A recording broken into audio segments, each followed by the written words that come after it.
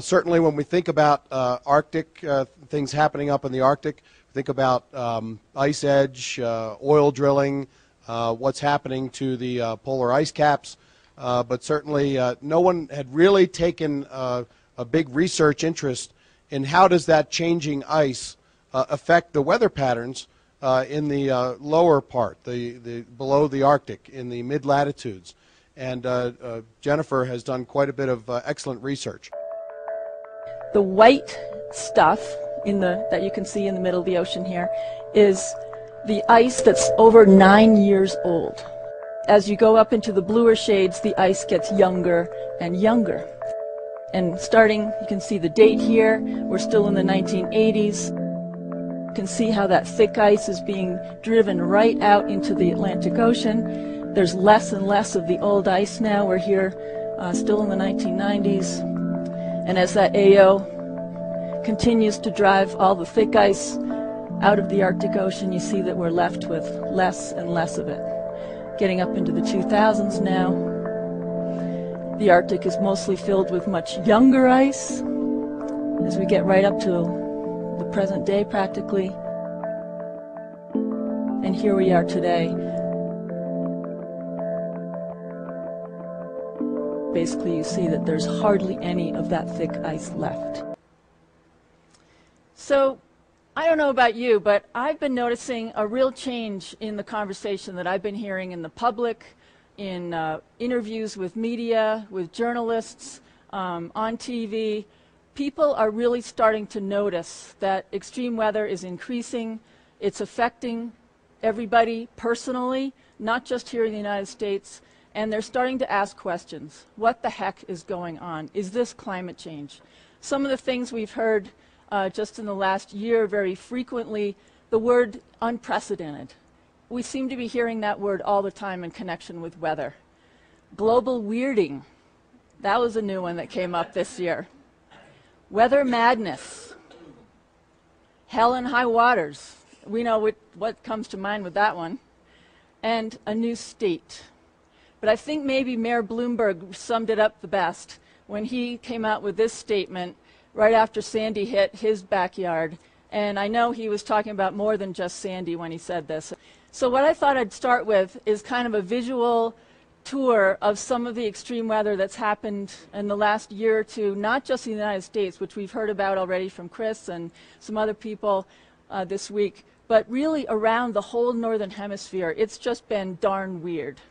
So, for example, last summer, Venice, Italy, experienced some of the worst flooding it's ever had. That's saying something for Venice, because they get a lot of floods there.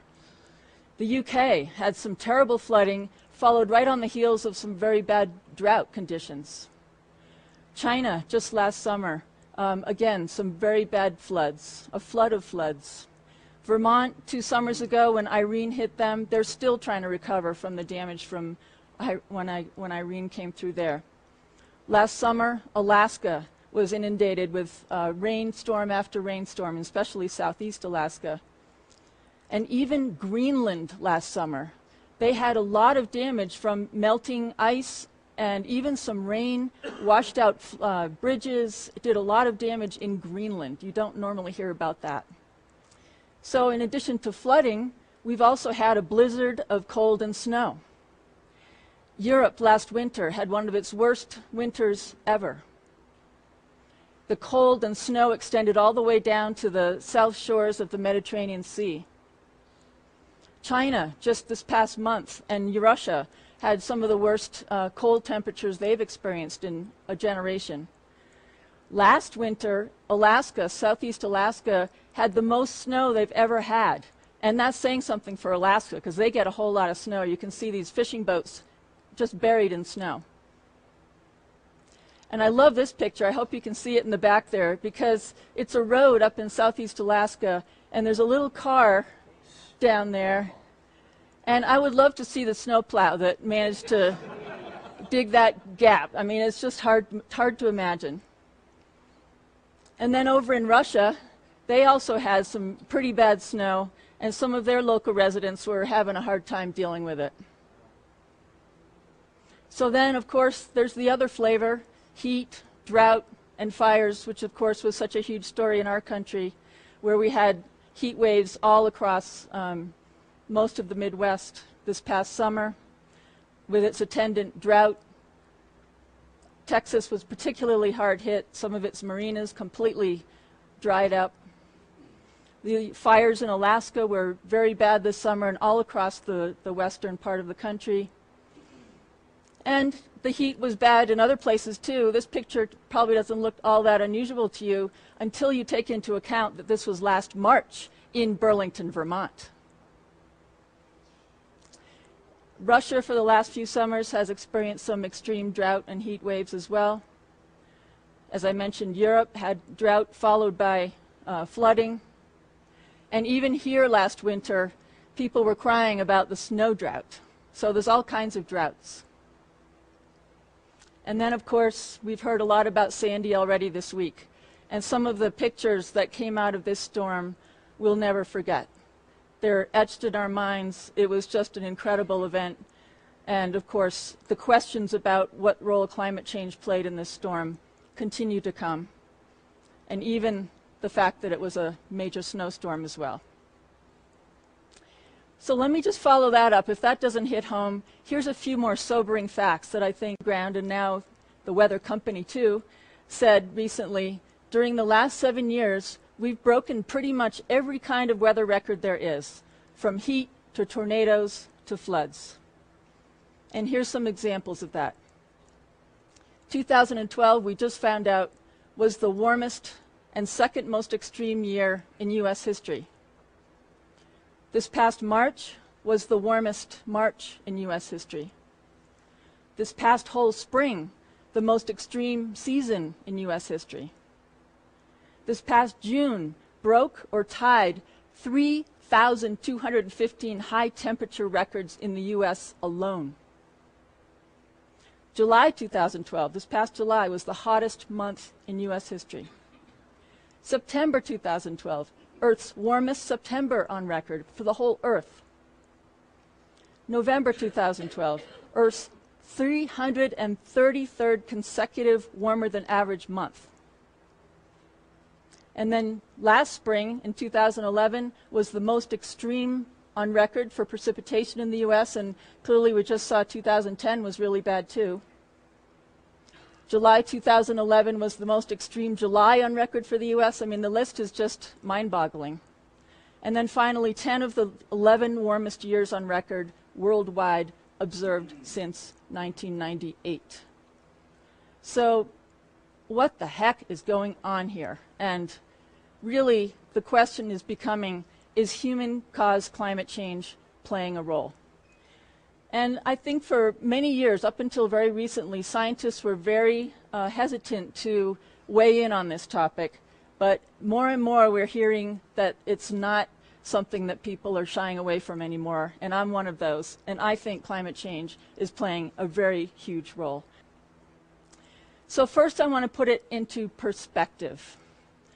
Here, you've probably seen a graph like this many times over your career.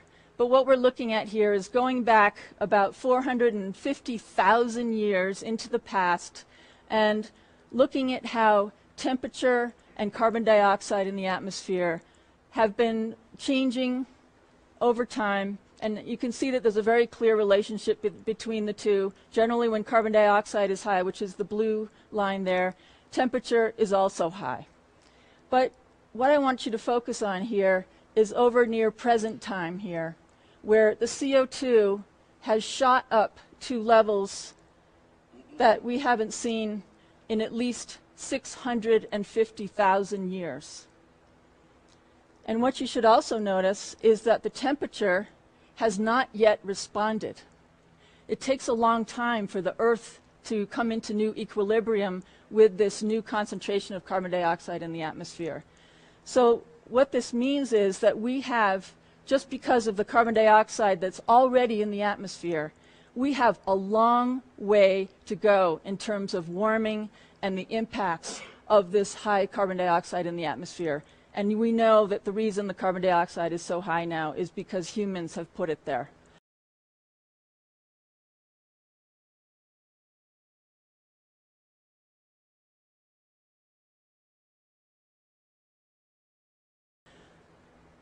and it's not slowing down. So more recently then, we've started to see some of the impacts of this higher carbon dioxide in the atmosphere. In terms of global temperatures, this goes back to about 1880 from NOAA, where these are the global temperature anomalies up to present day, and you see that there's a very clear trend upward in the global temperatures. And they are not evenly distributed around the globe, as you can see from this plot of temperature anomalies just for the last decade from NASA. And you can see that while there are warm colors pretty much everywhere on the globe, the high northern latitudes are where the warming is happening the fastest and the largest. And what we're looking at here are the temperature changes over the last decade or so over the whole northern hemisphere. And once again, what you see is that there's been general warming. Anything that's in the greens and yellows is warmer than climatology. And you can see up in the far north is where the warming has been the largest. In fact, the Arctic has warmed at least twice as fast as the rest of the northern hemisphere. And when we can look at this by latitude zone as well. So what we're seeing here is how the temperature has changed in various latitude zones since the late 1950s or so. The light blue line here is the one for the Arctic.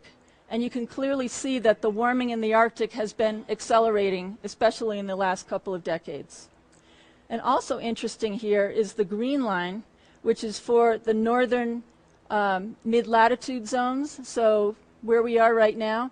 And interestingly, it is warming for sure, but that warming has leveled off in the last couple decades. And so what that means is this gap between the Arctic and the mid-latitudes has been increasing. And this is what we know as Arctic amplification. We can also look at how the Arctic warming has been changing by season and through height in the atmosphere. So these plots are showing temperature trends for winter, spring, summer, and fall from 40 degrees north up to the North Pole, and also on the vertical axis is height. So what you notice is that the warming trends or the temperature trends are largest in the winter and in the fall, but they also happen in the spring and the summer. It warms in all seasons. The warming tends to be largest down by the surface, but it does extend all the way up to the top of the troposphere. So this is a very large signal that we're seeing. And I'd like to mention, if you think back to that plot I showed you of CO2 and temperature over the last several 100,000 years, the last time the Arctic was as warm as it is now, which was about 125,000 years ago, the sea level was 6 to 8 meters higher. And this goes back to what I said earlier about how the Earth hasn't caught up yet with the carbon dioxide levels that we have in the atmosphere right now. This is really bad news.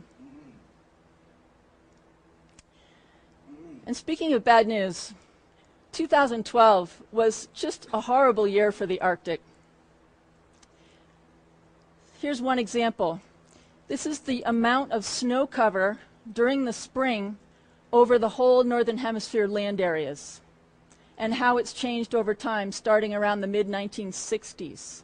So this is the amount of snow cover in terms of anomalies going back to the 1960s up to present. And what you can see is that starting around about 1990 or so, these anomalies in the snow cover just started to go through the basement.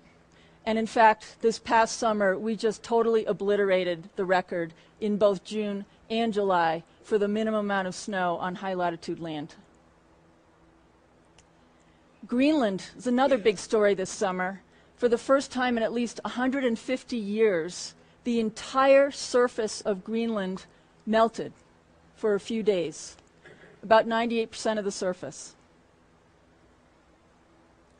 And then, of course, the sea ice was also a huge story this year. And now I would call it a mere shadow of its former self. Its former self looks like this. Looking down with a satellite on the North Pole, you can see Greenland there. This pink stuff is all of the sea ice that it used to look like this back in only 1980 at the end of the summer, so this is the time when the ice is at its minimum extent. But this summer, it looked like this. And you can see that it's much, much smaller than it was only since 1980. And in fact, the amount of ice has decreased in area by about half in only 30 years. So then if you take into account the thickness of the ice, and you multiply the thickness times the area, you get the volume. The volume is now 80% less than it was only 30 years ago. And what's left now in the summer, you can see the colors look a little different from what they used to look like back in 1980. That means that the ice that's left is very broken, it's very thin, it's rotten, it's slushy, and that means that any anomalies in the winds or heating events or whatever that come along can easily melt that ice. It's a very vulnerable ice cover now. Well, you might be wondering, has this happened before? Is this really unusual for the ice to be this small?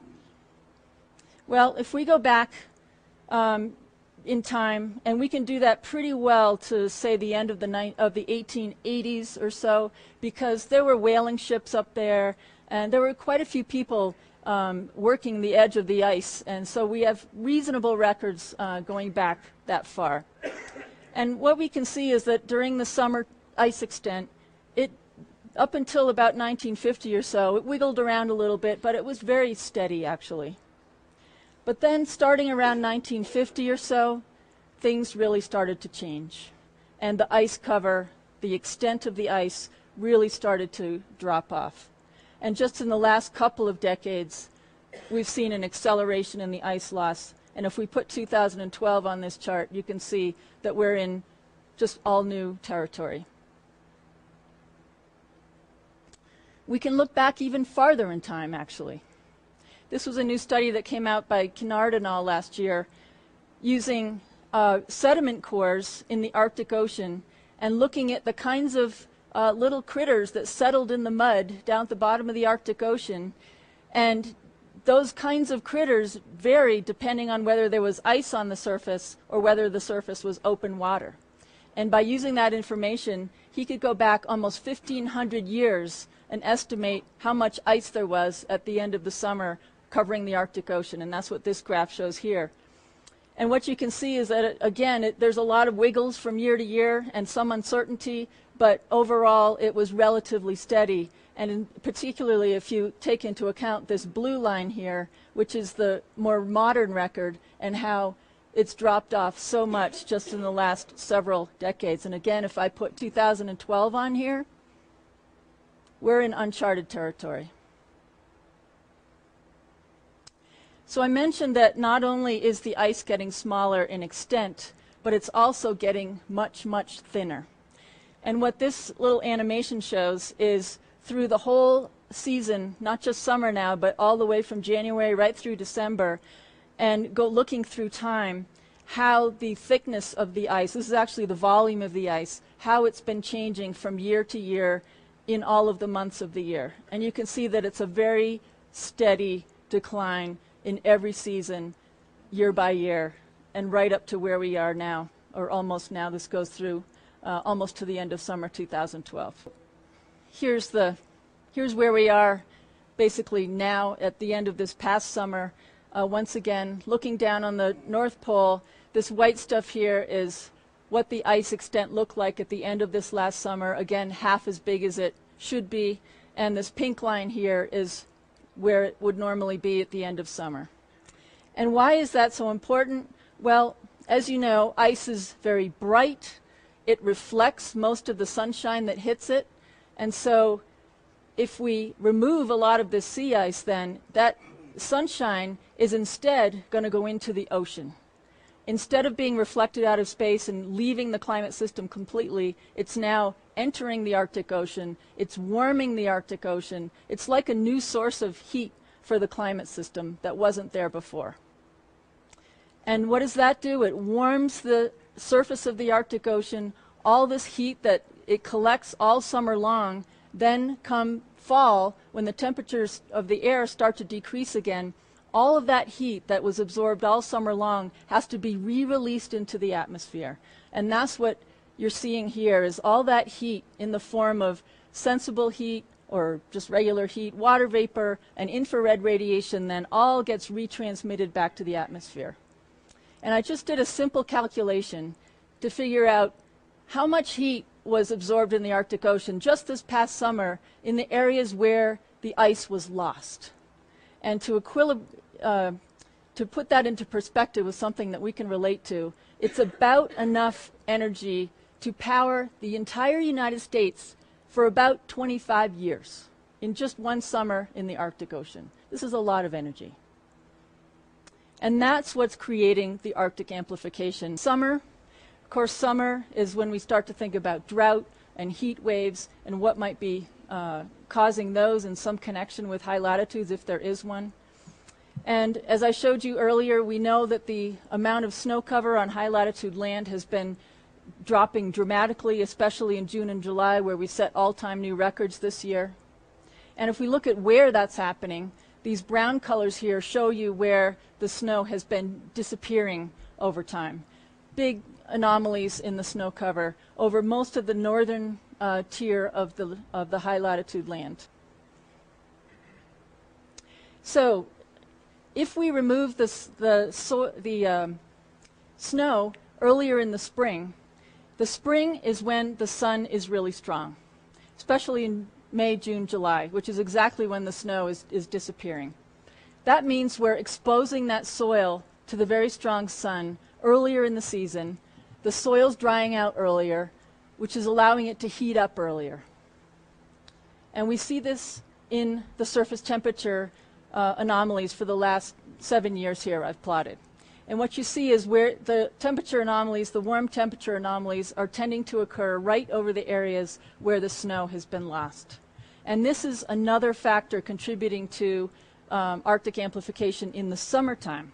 And I mentioned in the beginning that Greenland had a really bad year this past summer. And I think this tendency that we're seeing in the blocking over this part of the world is contributing to what we're seeing happening in Greenland. If we look back to 1992, not that long ago, when the surface of Greenland, typically in the summer, only melted where those orange areas are. So just a little tiny bit of the surface. The rest of it stays frozen. Only 10 years later, the amount of the surface that melted increased by a factor of, I don't know, must be like 5 or something like that in just one decade.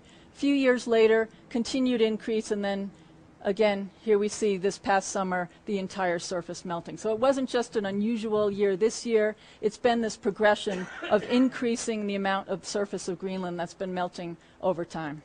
So I'm sure you've all seen a graphic like this one, where it shows the big trough that was in place over the Mississippi Valley with the big blocking high stretching way up over Greenland. And of course, we know this big blocking high not only helped steer Sandy into the east coast, but it also set up this huge area of very strong pressure gradient between Sandy and this big high, which created the large area all along the east coast with those strong east winds just pounding the east coast and bringing that huge storm surge in. So this very unusual situation that Sandy ran into as it came up from the south.